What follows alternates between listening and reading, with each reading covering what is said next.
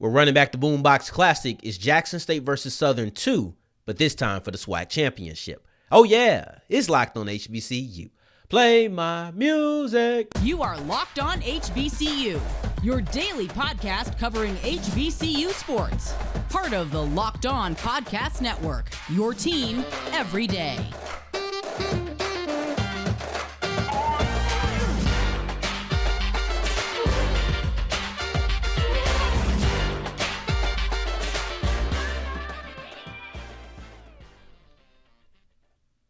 What's going on, family? Welcome back to another episode of the Locked on HBCU podcast, your number one daily one-stop shop for everything HBCU athletics, Monday through Friday, part of the Locked On Podcast Network, your team every day. And now, of course, I'm Darian Gray, a.k.a. the Mouth of the South, Texas Southern alum and former TSU Herald Sports editor. Thank you for going on this journey with me, making Locked on HBCU your first listen of the day every day. And, of course, the mic will cut off, but your journey does not stop there. Go ahead and follow me on Twitter at South Exclusives. Please do not forget the S at the end. And today's episode is brought to you by BetOnline. They have you covered this season with more odds, props, and lines than ever before. BetOnline, where the game starts. And this is a major matchup. This is the second time that Southern and Jackson State have faced off, and Jackson State dominated that game. However, this is the championship game. Southern earned their way there and then refused to sandbag and just act as if they are not credible threats. Yes, Jackson State won big, but we still have to sit there and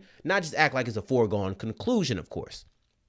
But I like that they faced off before, because now I get to use things from the last time they faced off and bring it into our matchups, our storylines, our key to victory. I love this. It's not really going to play a part into the key to victory, but the first game versus Jackson State and Southern is going to play a part in our storylines and matchups. So let's get it going, right? Let's get it going. Let's get it going. Let's get it going. First and foremost, I told you guys I have a rule. If there's a star quarterback and he's a part of the matchups, he is going to kick it off. And it's Shedeur Sanders versus the Southern pass defense. This is the one and only storyline, matchup that I decided to run back from the first time these two teams faced off. I thought it'd be lazy to just bring back everything. Like that's not creative enough, right? But this matchup was interesting because back in October when these two teams squared off, we decided to talk strictly about the turnover aspect.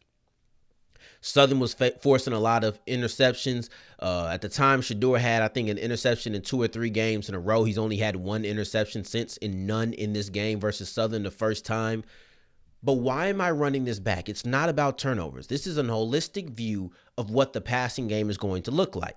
To me, this could be a Shedeur Sanders revenge game. And I know you may be questioning, how?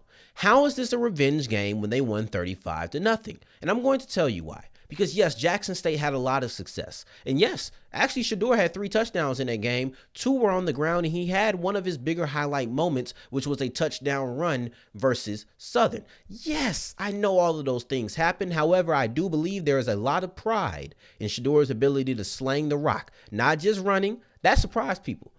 2 of his 3 touchdowns were on the ground.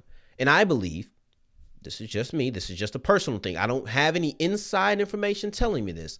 But I believe that Shedeur Sanders is probably rubbed the wrong way that Southern was able to keep him under 200 yards. One of only 2 teams who was able to keep him under 200 yards passing. So I believe he's going to try to get a little bit of a get back. Even if it's small, even if it's just personal. Man, I was talking to a friend of mine about how Michael Jordan once lied to the media that somebody was talking trash to him just to motivate himself. It's psychotic, but the things that athletes will do to motivate themselves has no bounds. And I don't even think this is crazy motivation. This makes sense. In a way, you could say that Southern got the best of them on the aspect of throwing, not running.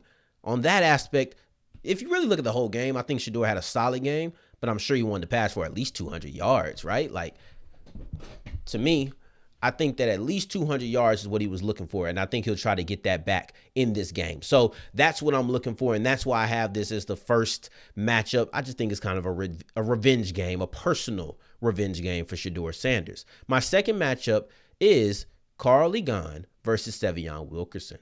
And the reason this is a matchup is something that I said yesterday.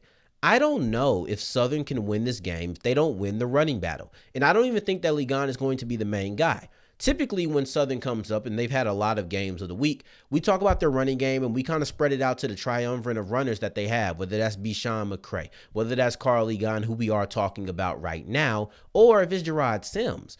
I like to talk about all three because they are the three-headed monster that makes up the running game of Southern. And we'll have more to say about McRae later. Sims has been injured, and even if he comes back, in most games, Ligon is actually the guy who has the most carries and also has the most yards since conference play has started. The reason that I think Ligon is important is because he has to be a good complement to McRae. McRae will likely be the leading rusher. He'll have a lot of attempts. They just like running from that quarterback position. Hey, even when McRae was out for the majority of the Mississippi Valley State game, the backup quarterback was the leading rusher. So I just need Ligon to average more than the 3.9 yards per carry he had in the first game. He just needs to do better than that. Maybe get in the 4 range, in the 4.5 range, and we'll be happy, because if he can be an effective runner, then the running game of Southern will only be amplified. And if he's running well, he'll either be the leading rusher because that means McRae isn't doing well, or the running game is just doing really good. So that's how I look at it. While Sy'veon Wilkerson, he was the leading rusher amongst all runners in that first game. He had 96 yards. And at that time, it felt like kind of a down spurt because he had 100 yards the week before. He had 200 yards the week after. So he was really hot at that time. And we'll see if Southern has a blueprint to stop him. But I just think this matchup is really important because you're not going to succeed, in my opinion, if you're Southern, if you're getting outrushed by Jackson State.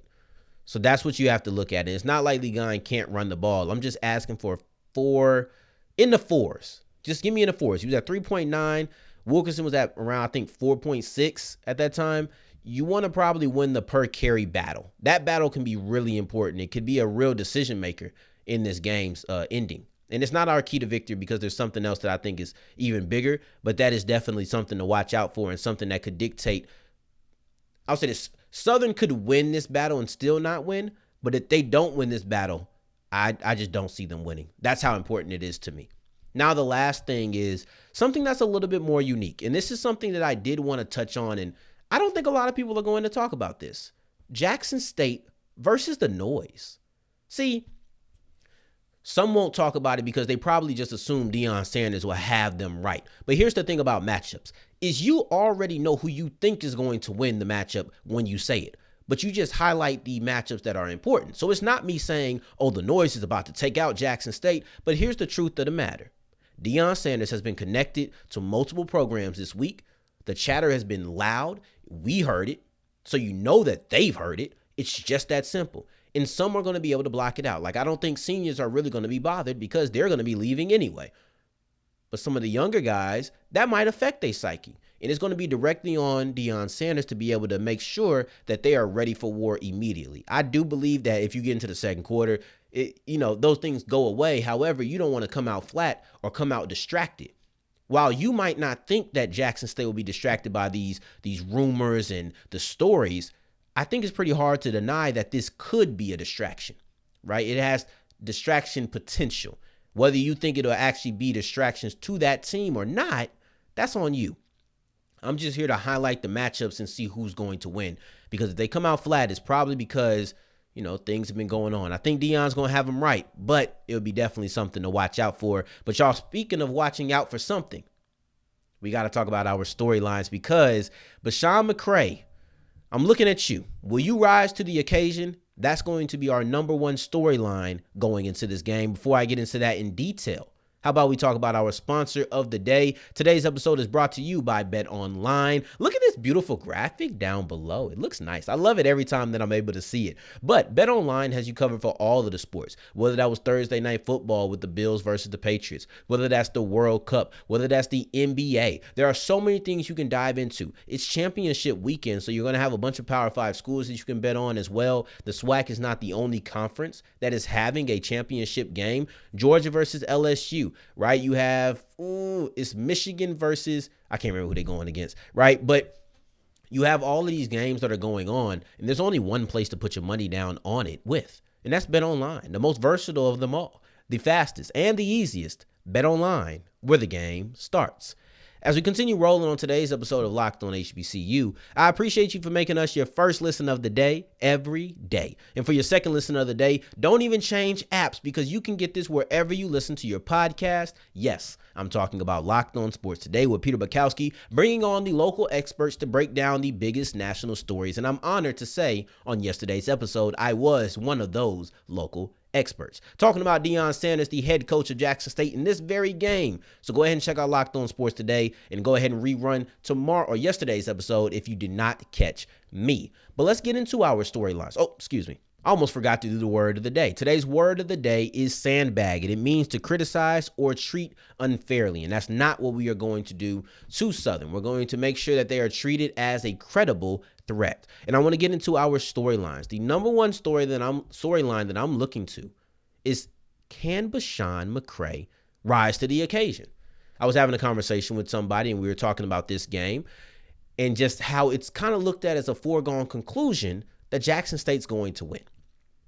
And then we started talking about the Southern offense. In both of these stories and both of these conversations kind of just went back to Besean McCray. And the thing about McRae is the guy I was talking to said if Southern wins, it won't be because of McRae. That got me thinking. I immediately said, man, that's kind of harsh. But he doubled down. I thought about it and I said, I don't know if they can win if it's not with McRae. He might not be the driving force, but he has to be one of them. He has to be in the car.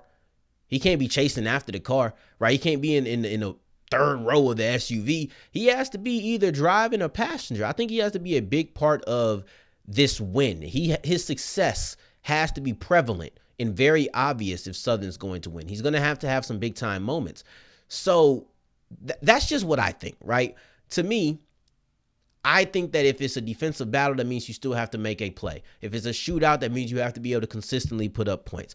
And the level of importance that is placed on the offense is going to go back to him. But then it becomes the second thing. Can he rise to the occasion? Like, he needs to, but can he rise to the occasion? Some players are just better in big time moments. Some players just know how to rise to the occasion.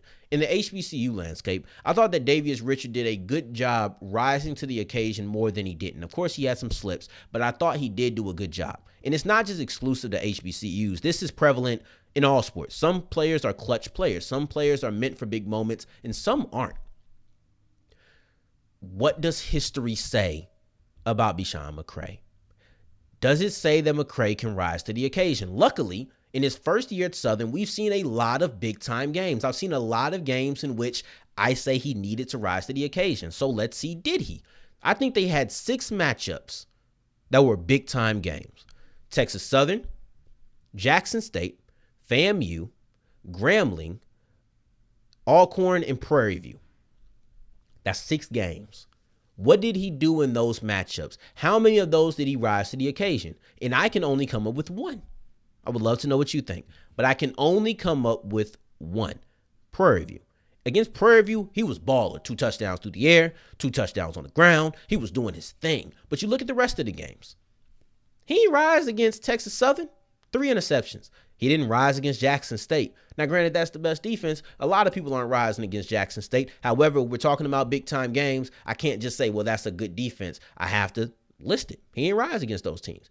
I don't think he really rose against FAMU. I don't. You know, he had a lot of yards on the ground, but that passing game just did not get activated. We have to hold that against him, especially when you lose. For me, quarterbacks, I like passing first. That's just me. And when you win, you can overlook when it isn't the best stat. But when you lose and you're trying to come back and you don't have great passing stats, it is something that you have to think about. So that's 3 games to me. Grambling, they had flashes.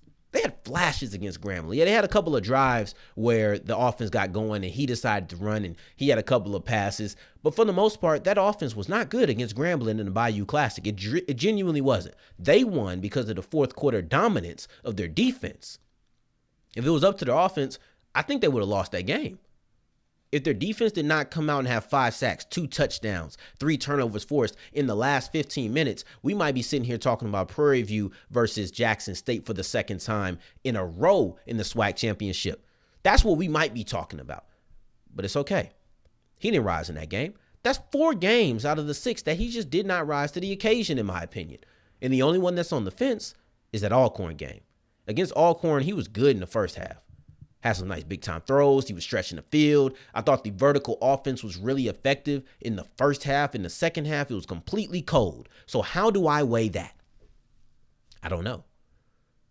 So I got 1 that he balled out in, Prairie View. I got 4, and I'm not going to list these, but 4 that I just know he didn't rise to the occasion to my standards. And then I have 1 in which I'm on the fence.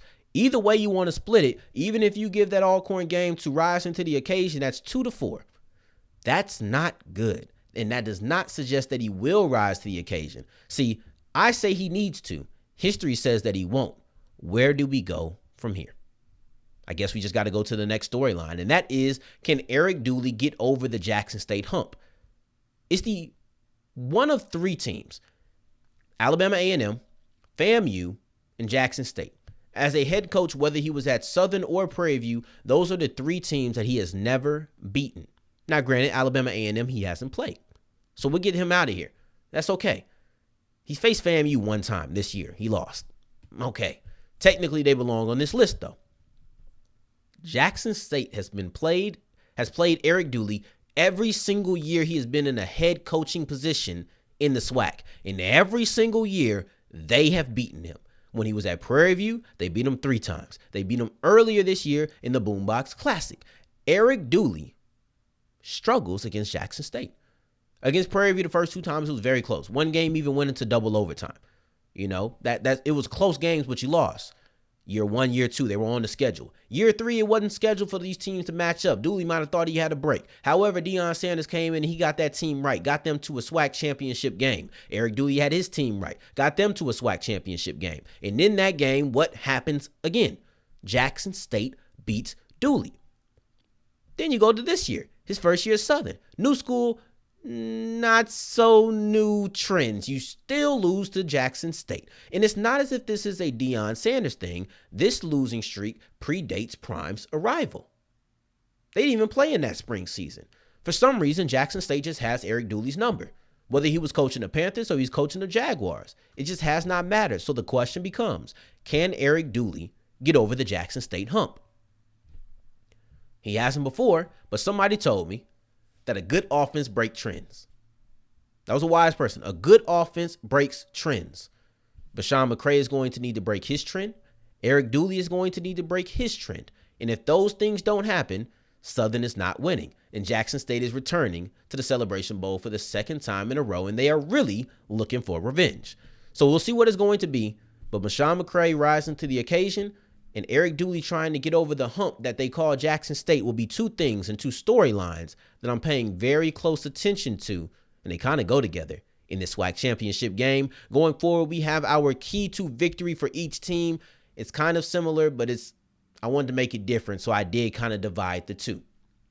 As wrapping up today's episode of Locked On HBCU, I appreciate you for making us your first listen of the day every day. Now, the keys to victory for Jackson State, the number 1 key is execute your offense. The reason I say these 2 things are similar because they both kind of shape what type of game we're going to have. I want both offenses or both teams to shape what type of game we're going to have because I think one benefits one and the other style benefits the other. But let's go ahead and get into Jackson State once again. Execute your offense. And the reason this is a key is because I've seen games where Jackson State has struggled offensively. We've all seen them. They weren't great against Tennessee State. They weren't great against Campbell. Like, these are a couple of games where they struggled. It's not often, but it's happened. I've actually seen it. I've never seen the defense struggle. The most points they've allowed in the game was 24. And in that game, there was a defensive touchdown scored by Grambling. So as a defense, Jackson State has never allowed more than 20 points. This defense has been on point every single game. So I'm not worried about them at all. And it's not that I'm worried about Jackson State's offense, but if I had to pick one to be concerned about, I guess, if you had to force me to do it, I guess you're looking at a offensive side that I'm like, okay, make sure you take care of it. And also, if Jackson State executes, man, Southern don't want no smoke in a shootout. They don't. If this game goes with both teams scoring over 25 points, which would surprise me, if that happens, Jackson State is winning. I just think that they would deliver the death blow. That's just how I feel. I think that in a shootout, if you had to keep going point for point, first off, Jackson State has more firepower to catch up. They have the better offense to be able to score quickly. I just don't think that if you get into a shootout or if you're even in a deficit, I don't think that Southern is going to come back on Grambling. I just don't. And that kind of takes me to my other key to victory for Southern. Or excuse me, Southern's not going to come back on Jackson State. But it takes me to my key to victory for Southern. You kind of want to make this a defensive game. Keep it low scoring. That's why they're different. Jackson State, just make sure you put up points. And if it's high scoring, it's high scoring. I doubt it, but if it's high scoring, it's high scoring. For Southern, you want to make sure it's low scoring. You want to stay away from points. And there's two ways you can do it. One on offense, one on defense. One on offense, one on defense. For the offense, have long drives. We talked about third down conversions. You only converted 3 out of 18. You got to be better. You have to be able to extend drives. You need to be able to control the time of possession. You won that time of possession by about 3 minutes in the first game. Let's bump that up to 5 to 7. You want to really have control and take Jackson State off of the field. See, some people have beaten Jackson State in the time of possession, but they score quickly. And that doesn't really matter. If you're scoring quickly and you lose the time of possession, it's like, I'll take that. Like, as long as I'm scoring, I'm probably losing the time of possession because my offense just isn't possessing the ball quickly. It's possessing the ball much because they're scoring so quickly. That's a good problem to have. A lot of times people aren't possessing the ball for long because they're punting. But if you're not possessing the ball for long because you're having 4-5 play drives in which you're scoring touchdowns or getting field goals, then now that's a different conversation. If you're Southern, you want to make sure that you are converting on third down. You want to make sure that you are running the ball. You want to make sure that you are keeping the ball out of the hands of Jackson State, and defensively, make them drive. Don't allow them to have quick drives, because if you're taking long times to score and then they're taking 3 plays and you got to get right back on the field, I promise you, if this sequence goes Southern 11-play touchdown drive, Jackson State 3-play touchdown drive, Southern is going to come out and have a bad offensive series. I don't think they're going to be able to run it back that quickly. You have to make them stay on the field. Or if they're going to be having quick drives, you need to make sure they're 3 and outs. You need to make sure they're punts, not quick scoring drives, but just quick drives. And then the offense, you just got to impose your will. It's just that simple. Make sure it's low scoring, long offensive drives, stout defense, convert on third downs. These are the things that you need to make sure that you are doing if you want to knock off Jackson State. Point blank, period. Now I want to do a couple of quick hits around the HBCU. First off, I meant to mention this last week, but FAMU has won their 2nd straight volleyball championship. They're doing great, man. They are, honestly, we haven't talked about them much, but FAMU has really done really well since coming over from the MEAC in a bunch of different sports. Football, they've been good. Basketball, men's basketball specifically, they've been good. Volleyball, they've been good. They've done really well. Unfortunately, can't say the same about Bethune-Cookman, specifically on the football side of it. Terry Sims has been relieved of his duties, unfortunately. I'm not going to go too deep into that, but this has just been a run, you know. It makes me wonder who's going to be the next person. And I heard a couple of whispers that maybe Hampton. Maybe people are upset about Hampton. I hear that Dancy's job is relatively safe, you know. So those are just a couple of things that I've been hearing, a couple of whispers that I've been hearing about whose job might be on the hot seat and whose job is pretty secure in this offseason. And then lastly, I want to end with something positive. Well, I guess it depends on how you look at it, but Albany State might not be looking at it too positive, but I think it is, because Gabe Gardenia has moved on. He's left Albany State, and I hate to see him leave there, but he's been successful. He's won a couple of SWAC championships, or he's been one of the better teams in the SWAC for a while. You know, that's just part of the game. Charleston Southern came a call, and he went to Charleston Southern. Shout out to him. We wish him the best. We will be studying his progress as we continue with this show and continue watching football into next season. So good luck to you, Coach G. In the meantime, y'all know what it is. I appreciate y'all for making us your first listen of the day every day. Keep it on this app. Keep it dialed in, and go check out Peter Bukowski on Locked On Sports today. He has the best questions to get the best answers about the national stories from the local experts wherever you get your podcast. In the meantime, in between time, if you're looking for me, you can find me on Twitter at South Exclusives. Until the next time that we hear each other, family, take care, stay blessed. Peace.